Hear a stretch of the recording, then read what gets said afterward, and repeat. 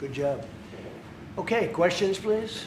Mr. President, when you met with Russian President Vladimir Putin, how soon did he say that he wanted to sit down with Ukrainian President Zelenskyy? Russia, as of now, says there's no meeting on the books and no agenda is set. Well, that's going to be up to them. It takes two to tango. I always say it. And they should meet, I think, before I have a meeting and probably close the deal. But I think it's appropriate they meet. They do not exactly get along well, as you can understand. You know, I've always had a very good relationship despite a fake Russia haunt. I believe that we're going to get that war straightened out. We're going to get it done. I don't know that they'll meet. Maybe they will. Maybe they won't. They'd like me to be at the meeting. I said, you guys ought to work it out. It's between you. It's not us. Now, in the meantime, we're not spending any money on, as you know, on Ukraine. We're selling military equipment to NATO. There has not been a war like this since the Second World War. This is the biggest thing that's happened in terms of warfare, wars. It's a whole new form of fighting. It's a drone fighting. It's a drone war. No, a drone war never existed before. And we're actually studying it from the standpoint of Pete Hegseth and everybody. We're studying it and studying it very carefully. This is a whole new form of war, but it's a violent war. And there has been nothing like this since the Second World War. So we'll see what happens over the next week or two. And at that point, I'll step in very strongly. And if I have to be there, I'll be there. And we'll either have a deal or we won't. But a lot of people are dying, and I want to get us... Say it. Would you consider reducing the number of U.S. forces in South Korea so that the United States can have more flexibility? Well, I don't want to say that now because we've been friends and we're friends. And look, we have a lot of people over there. We have over 40,000 troops in South Korea. As you know, South Korea agreed to pay for that during my last term. And then when Biden came in, they complained to Biden that I wasn't a nice person. And he agreed not to pay. He gave up billions of dollars. We were getting paid billions of dollars. But then Biden ended that for whatever reason. It's unbelievable that he did. But we have a very good relationship militarily.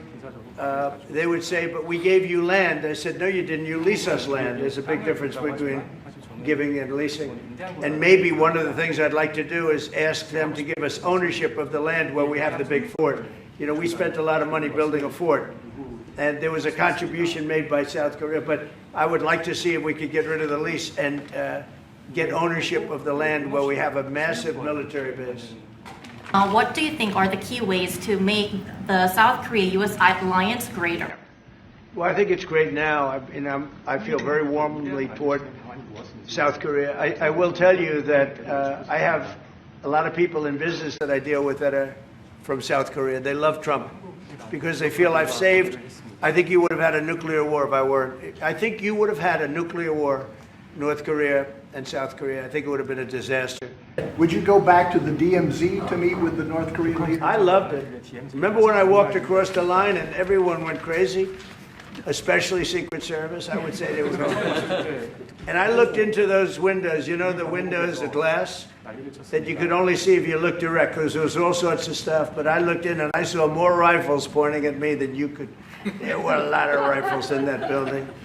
The Secret Service was not happy. You know the buildings I'm talking about, the two? And yet I felt safe. I felt safe because I have a great relationship with Kim Jong Un. I hope it stays that way. I think it will. I have a very good relationship. I understand him. I spent a lot of free time with him talking about things that we probably aren't supposed to talk about. And, you know, I get along with him really well. I think he has a country of great potential, tremendous potential. Possibly you meet him this year or maybe next year? Well, I'm meeting a lot of people. I mean, it's hard to say that, but I'd like to meet him this year. President Xi would like me to come to China. It's a very important relationship. As you know, we're taking a lot of money in from China because of the tariffs and the different things. And it's a very important relationship. We're going to get along good with China. I hear so many stories about we're not going to allow their students. We're going to allow their students to come in.